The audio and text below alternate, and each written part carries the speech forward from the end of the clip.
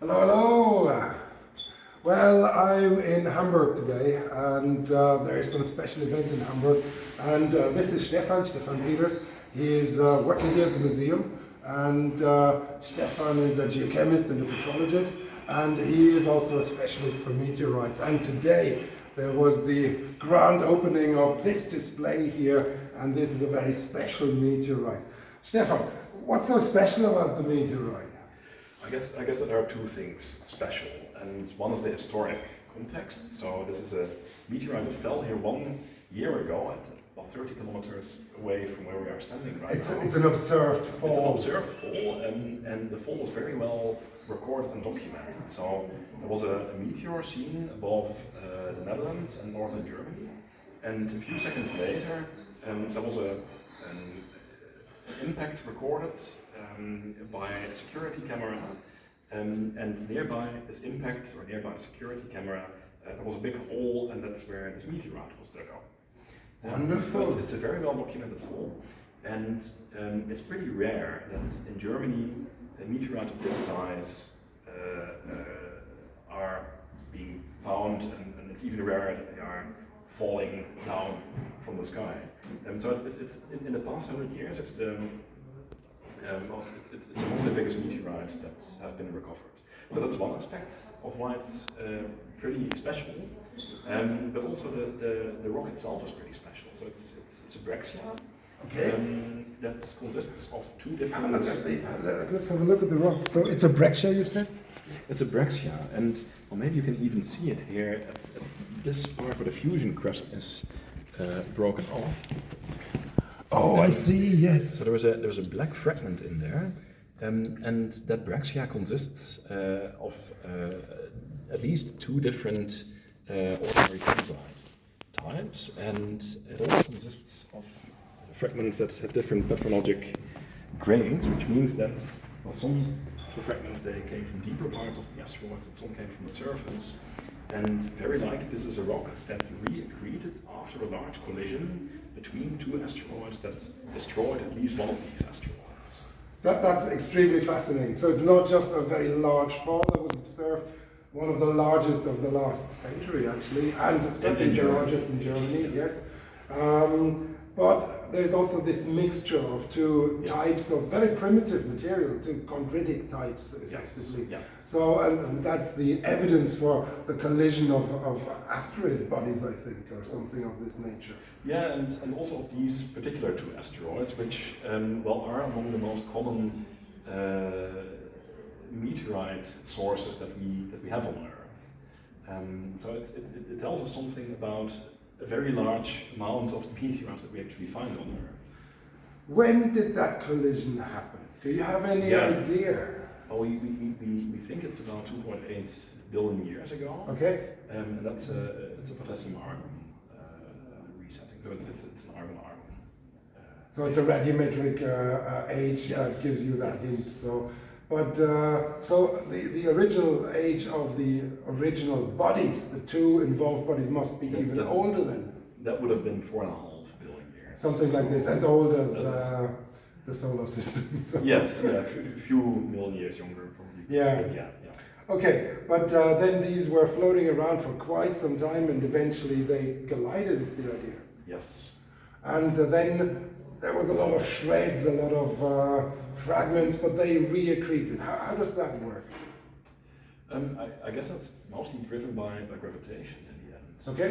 So it's a collision, and there's material floating around, and it seeks its nearest neighbor, and then things are compacted. Okay, very good. But then, now I'm pushing you a little, I know. If that collision happened 2.8 billion years ago, what was the mixed meteorite or the mixed accreted material doing until it became a meteorite and came to Earth? I guess it has been continually orbiting in the asteroid belts together with the other meteorite parent bodies, but we don't know, of course. But at some point it must have come across the Earth with its orbit, and I don't know if this happened. It's difficult to say. So it's also possible that this was part of a larger parent body that accreted, and then this particular rock was again broken off.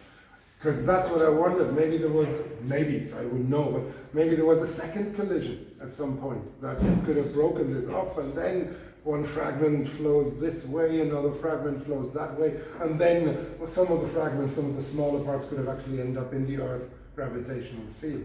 Correct. So this is potentially a double collision meteorite then. So that makes it extremely interesting, I find. So, and you're doing research on this now? Well, not necessarily on this particular meteorite. So I was involved in a very large team with scientists that was headed from Münster. So I was involved in the oxygen isotope measurements here that we did in Göttingen. But yeah, I do generally work on meteorites, and I teach about meteorites here at the University of Hamburg also.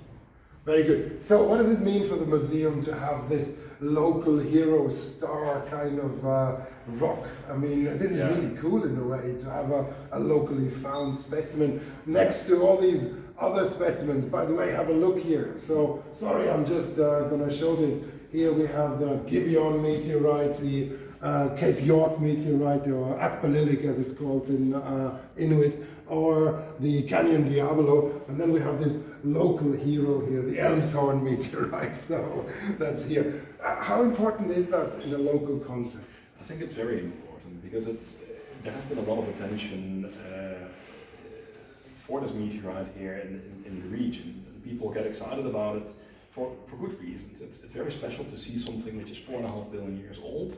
It's probably a little bit older than the Earth, and it comes from so far away from the asteroid belt. That I think it's intriguing, but it also triggers people to think about scientific problems about their own position in the solar system, and having this on display here locally, I think will attract a lot of people, but will also bring that aspect of studying rocks and meteorites closer to people, and it has a certain emotional touch to it, I think. I think so too. Because it's so nearby, and it can happen to everyone that a meteorite falls in your garden. The probability is hopefully not as high, but it can happen, of course. Yes. I think there were some calculations. It's a very small probability. There is a very small probability. It's not very likely you're going to be hit by a meteorite. It depends on the size of your garden. Yeah. Well, my garden is not, extraordinarily large, but it brings this home that this is, of course, a connection we have with the bigger grand scheme of things out there in the universe, and that the Earth is not an isolated body, that the asteroid belt is somehow part of the solar system, and all of this comes together in this kind of vision here. So I love the display here. So Stefan, thank you so much for your time. Thank you for answering my questions and for making it possible that this beautiful specimen is here in the museum, where it belongs, I believe, because it fell so close to here. And I know you've put a lot of effort in to make sure this specimen actually stays here and can be displayed. So thank you very much. Pleasure. Thank you for joining us, and more meteorites in the text box below. There's a few more links, and also to the museum here. So if you're interested, follow that up, and I say thank you for your interest. All the best. Bye-bye.